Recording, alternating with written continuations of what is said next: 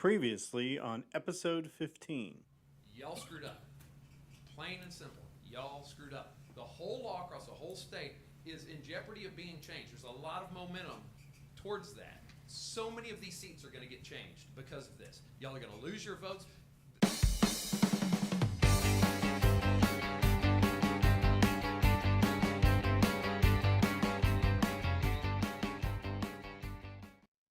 In a moment of crisis, leaders have choices. They can act quickly, they can do the right thing, or they can delay, resist, and face replacing.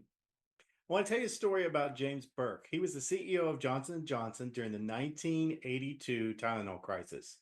He wasn't at fault when tampered Tylenol capsules killed innocent people. But instead of blaming others and hiding behind red tape, Burke made a bold call. He recalled 31 million bottles, he communicated openly, and he led with integrity. It wasn't easy, but the public trusted him, the company recovered, and the crisis not only reshaped his company, but it changed product safety across the nations. My name is Fred Campos. It is June 28th, and it's been a month since I've given you an update. This is episode number 16. Can you believe we've done 16 of these entities where I'm trying to give you an update on how my thoughts, what's happening in the TAD community. And we have lots to talk about this time. We have about 6 items to discuss. First thing we're going to discuss is Chandler released a long but very informative video that if you're not following this channel on YouTube, you certainly should. Number 2, I've been very, very quiet, but I watched as SB 973 passed without a veto as of June 22nd. We'll talk a little bit about that. Number 3, the very next day, Chris Turner did a press release on that and how it affects you, how it's definitely going to affect TAD, and some decisions that got to be made. Then on June 25th, number 4, I attended the IT TAD meeting, and we're doing the CAMA conversion. I want to give you some updates on that. Number 5, you have an entity meeting on July the 10th at 10 a.m. You don't want to miss that. Give you an update on CAMA and everything else. And then number 6, I'm in the process this summer of actually polling taxpayers. Spent a lot of focus on you guys. What does the average taxpayer in a 100 people survey think about the reappraisal plan, about appraising, delaying every 3 years with taxpayer surprise, or having appraisals every year? That survey is ongoing. I'm doing different ones. You might even get to see me at the Blues Festival on the 4th, but I'm out there with clipboards just talking to property owners to get their feedback. The results of that are quite interesting. Probably share that with you in future videos. But let's kick it off. Our friend you've heard from time to time, he's been very vocal in helping select the taxpayers. He is the taxpayer protest. That's my buddy, Chandler Crouch. And I want you to know that he, as a realtor, has been very vocal and focused on supporting the taxpayers. And we haven't seen eye to eye on everything, but he's a wonderful guy, and he's very open. He's dug in. He's attended a lot of meetings, both with me and without me, learning about schools, learning how it's functioned. And let me tell you, he is very vocal, and he has expressed that he is not happy with the way things are going here on the TAD board and how it's affected Castleberry. And he put together a video. It was about 48 minutes long, a little longer, unless you're a tax nerd like me. I highly, highly, highly advise you to follow his YouTube channel. I think it would be very informative for you. But this is 3 minutes from his video. I think he does a very good job of explaining the impact and at least his perspective of how some of this came together. Let's go to that video. Y'all screwed up. Plain and simple. Y'all screwed up. That was me telling the Tarrant Appraisal District Board of Directors that they just screwed up. Their screw up exposed how our property tax system in Texas is unconstitutional, and I'm going to prove it to you by the end of this video. What just got passed, you're going to hear it before anybody else, and it's going to make some waves, but I want you to understand what you're looking at before we talk about it so that you're armed with the information. So let me break it down for you. Here's the dilemma. Property Tax Code 2301A says, except as otherwise provided by this chapter, all taxable property is appraised at its market value as of January 1st. Seems pretty clear, right? Well, yeah, but then you come over here to section 2518 And in section B, it says the plan, and what they're talking about here is a plan for the periodic reappraisal of property approved by the board of directors. It's saying the plan shall provide for the following reappraisal activities for all real and personal property in the district at least once every 3 years. There it is. Over here, 1 year, January 1st, every year, market value. Over here, every 3 years. So what is it talking about here? Ultimately, what has happened in Tarrant County is they made the case that this section right here in 2518 says, oh, we can reappraise property every 3 years. And they said this section over here is talking about just, I don't know, general stuff. It doesn't have to do with much of anything. It's just, whatever. It's in the tax code. But over here, it specifically says every 3 years is okay. Well, guess what? We're not the first people to have this problem. So Webb County had this same issue, and they sent it up to Greg Abbott and said, Greg, Mr. Abbott, what are we going to do about this? Back when he was the Attorney General of Texas. And he said, you know what? These areas don't conflict. If you want to do it once every 3 years, then you have the ability to do that. These areas of the tax code don't conflict. Well, now the problem is this January 1st thing, it doesn't specifically talk about the reappraisal plan. However, breaking news right here, right now. When this piece of legislation was originally introduced, it is anything too important. Nobody really cared. In fact, kind of just went through the process.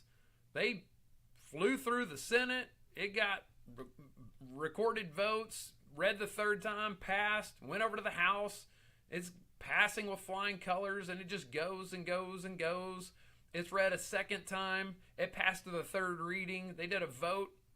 Passed pretty well. Went to the third reading, and then it was amended by Representative Guerin here in Tarrant County.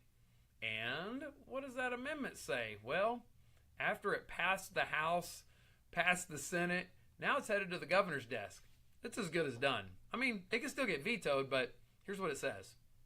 Under section, whatever, the plan may not include a standard or timeline that prevents the chief appraiser from appraising property as necessary to comply with the requirements of section 2301. So, here we are in an area where you can make the case that this doesn't have anything to do with an actual appraisal until you tie in the fact that the chief appraiser is appraising property according to this tax code. I think that does what everybody was fearing, and that's going to mandate all property in the state of Texas without restriction to population that I've seen. Let's go back and look.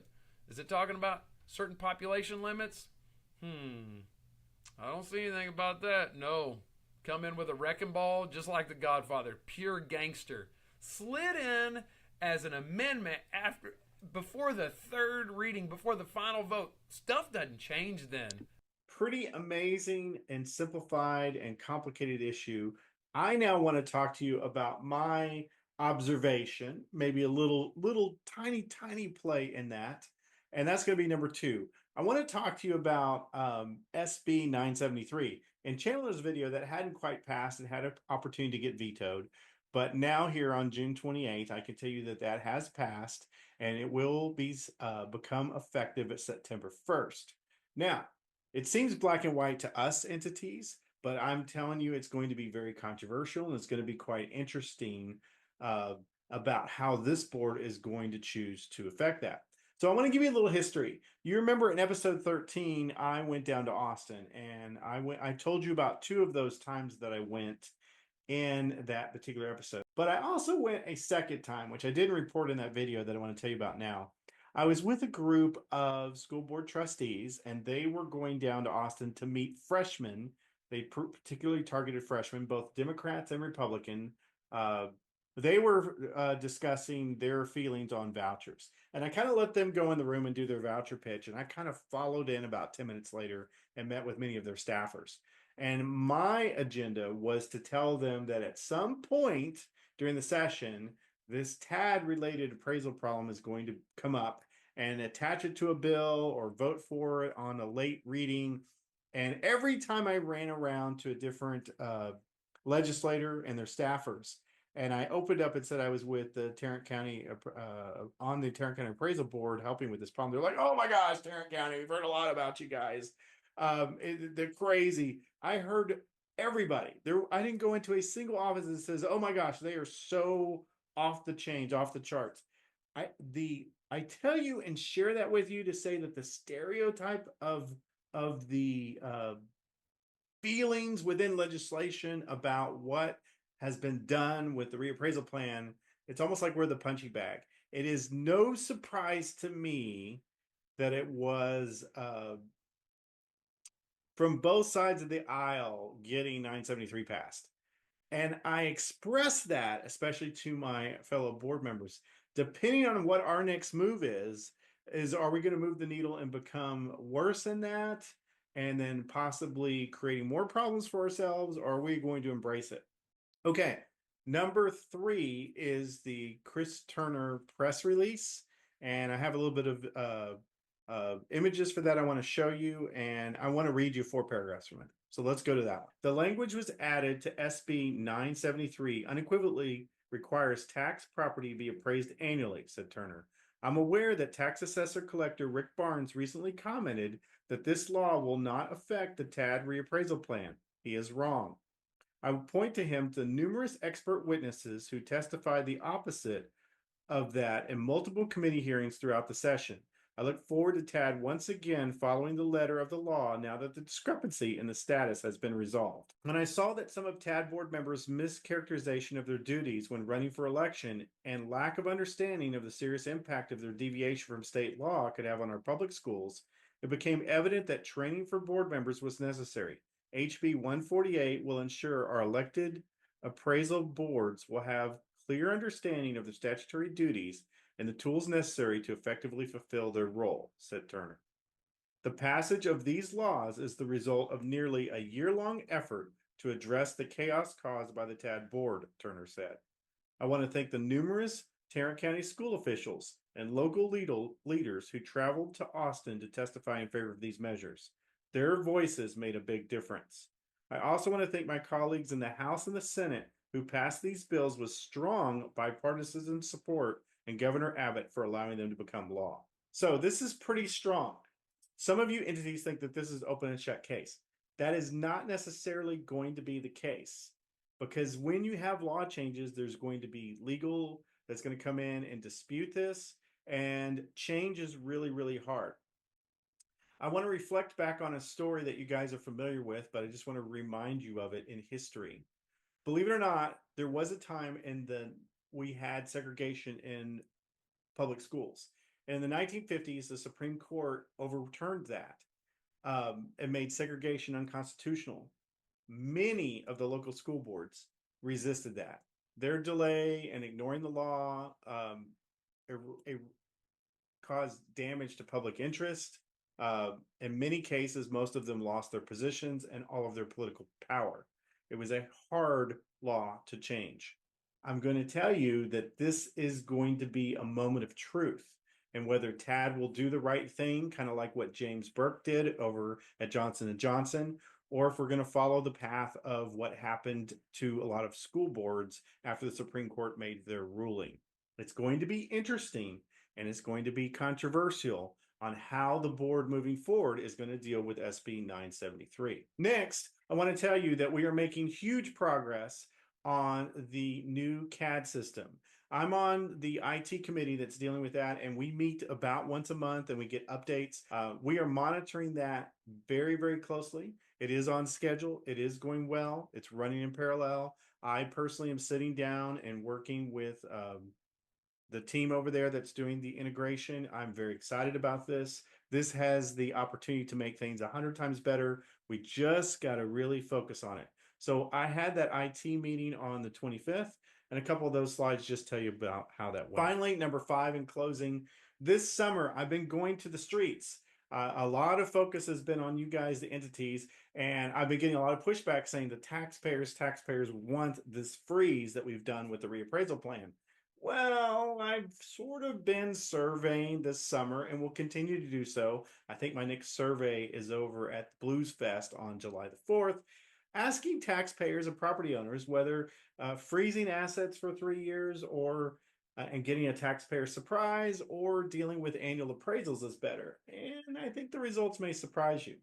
But for more details on that, we'll discuss that in my next video. For now, I want you guys to have a wonderful 4th of July, get lots of rest, and let's see how all this pans out.